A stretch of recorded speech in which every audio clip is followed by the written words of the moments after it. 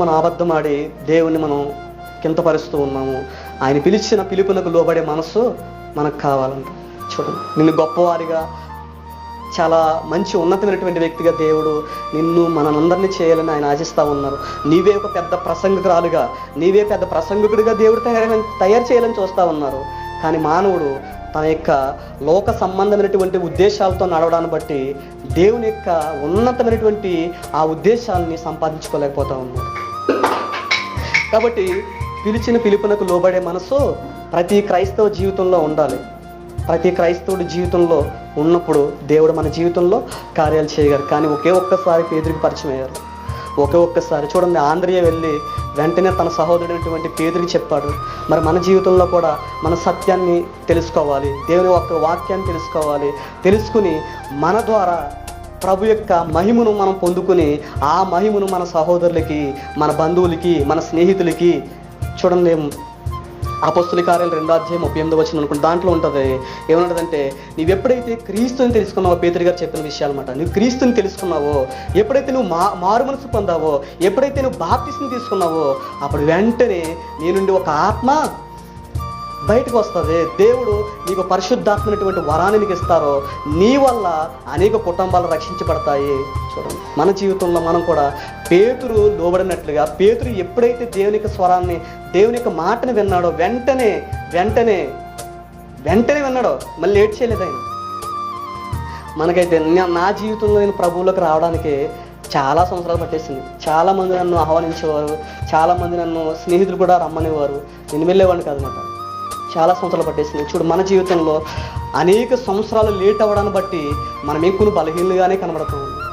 చూడండి, నేను అనుకుంటాను అనమాట, మా తల్లిదండ్రులు, మా పూర్వీకులు, మా పితరులు, వాళ్ళు కూడా క్రిస్టియన్స్, వాళ్ళు కూడా చక్కగా ప్రభువుని ఎరిగినటువంటి వారైతే నా జీవితం ఇంకా చాలా ఉన్నతంగా ఉన్నాము ప్రభు యొక్క ఉద్దేశంలో అని నేను ఆశిస్తూ ఉంటాను. కాబట్టి ఇప్పుడు దేవునికి వాక్యము మనం వింటూ ఉన్నాం. ఇంకా మీ తల్లిదండ్రులు, మీ పితరులు కావాలా క్రిస్టియన్స్, దేవుని ప్రకారంగా జీవించినటువంటి వారైతే మీరు ఇంకా చాలా ధన్యులు. కాబట్టి ఇక్కడ చూడండి, ఒక్క మాటకు లోపడ్డాడు అనమాట. మన జీవితంలో కూడా పెద్ద పెద్ద వాక్యాలు మనకు అవసరం లేదు, పెద్ద పెద్ద చరిత్రలు మనకు అవసరం లేదు. ఒక్క వాక్యాన్ని బట్టి మన జీవితాన్ని మార్చుకోవాలి, దాన్ని బట్టి మన జీవితాన్ని సరి చేసుకోవాలి. చూడండి, కాబట్టి ఇక్కడ పేతురు ఎప్పుడైతే దేవుణ్ణి అనుసరించాడో, ఎప్పుడైతే తన జీవితంలో ఉన్నటువంటి చాలా బాధపడుతున్నారన్నమాట. ఎందుకని బాధపడుతున్నారంటే, జాలర్లు అనగా, నేను ఒక బుక్లో చదివాను అనమాట. ఒక జాలర్లు అనగా వాళ్ళు కొంచెం ఇంకా తక్కువ స్థాయిలో ఉన్నటువంటి వారని ఆ బుక్లోనే చదివాను. అంటే వాళ్ళని తక్కువగా చూసేటువంటి తనం, అంటే లోకంలో వాళ్ళని వేరుగా చూసేటువంటి ఉద్దేశాలు లోకంలో ఉండేయన్నమాట. కానీ అయినప్పటికీ అటువంటి పరిస్థితుల్లో, అటువంటి ఇబ్బందుల్లో కూడా ఎప్పుడైతే రక్షకుడైనటువంటి క్రీస్తుని ఎన్నుకున్నాడో, ఆయన జీవితంలో ఆయన బ్రతుకులు మారిపోయినాయి, ఆయన జీవితం మారిపోయింది, ఆయన ఉద్దేశాలు మారిపోయినాయి. అనేకులకి ఒక బండగా తయారైపోయాడు. ఎప్పుడైతే పరిచయం అయ్యాడో, ఒకసారి మీరు బాగా గమనించండి, ఎప్పుడైతే పరిచయం అయ్యాడో, ఎప్పుడైతే యేసు ప్రభు వారు ఆయన్ని పట్టుకున్నారు, వెంటనే నువ్వు కేఫా అనబడతావు, నువ్వు బండగా ఉంటావు.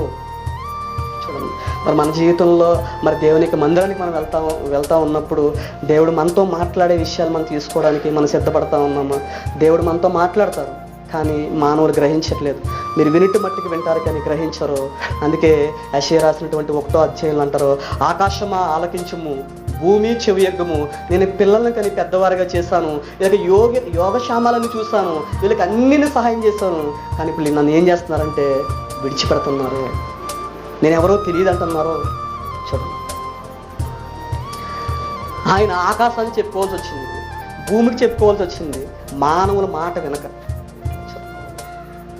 ఎంత బాధాకరమైనటువంటి విషయం. కాబట్టి దేవుడు మణికుమార్ గారిని, ఆయన చాలా గొప్ప ఉన్నతమైనటువంటి వ్యక్తి ఆయన, అలాగే కిషోర్ గారు, దేవుడు మరి కుటుంబానికి తీసుకొచ్చి ఇక్కడ మరి ప్రార్థన పెట్టిస్తున్నారంటే ఈ కుటుంబం పట్ల, ఇక్కడ వచ్చినటువంటి మీ అందరి పట్ల దేవుడు చాలా గొప్ప ప్రణాళికలు కలిగి ఉన్నాడని నాకు అర్థమవుతా ఉంది. ప్రతి క్రైస్తవుడు పట్ల, ప్రతి మానవుడు పట్ల దేవుడు గొప్ప ప్రణాళికలు కలిగి ఉన్నాడు. కానీ మానవుడు తను చేసేటువంటి పనులను బట్టి, తన ఉద్దేశాలను బట్టి, లోకంలో జీవించేటువంటి ఆ వ్యర్థత్వాన్ని బట్టి క్రీస్తు యొక్క ప్రేమను పూర్తిగా అర్థం చేసుకోలేకపోతా ఉన్నాడు.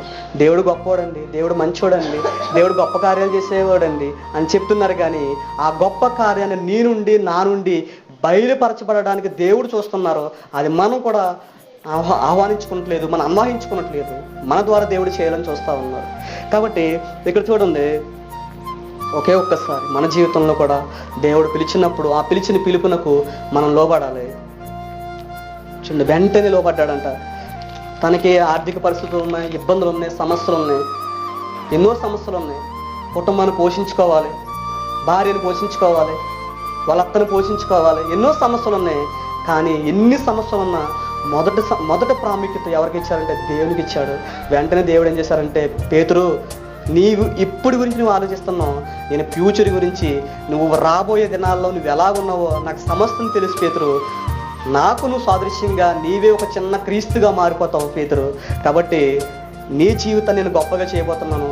లేదు పేతురు, నీ జీవితంలో చాలా శ్రమలు పడ్డావు, చాలా ఇబ్బందులు పడ్డావు, అవమానాలను పడ్డావు, ఎన్నో ఇబ్బందులు పడ్డావు, ఏళన చేశారు నిన్ను, అనేక రకాలుగా మాట్లాడారు, తక్కువ వాడని మాట్లాడారు. లేదు నేను గొప్పగా చేయబోతున్నాను పేతురు, రా నా వెనకాల వచ్చి అంతే. అంటే మన జీవితంలో కూడా దేవుని యొక్క వాక్యాన్ని అనుసరించాలి.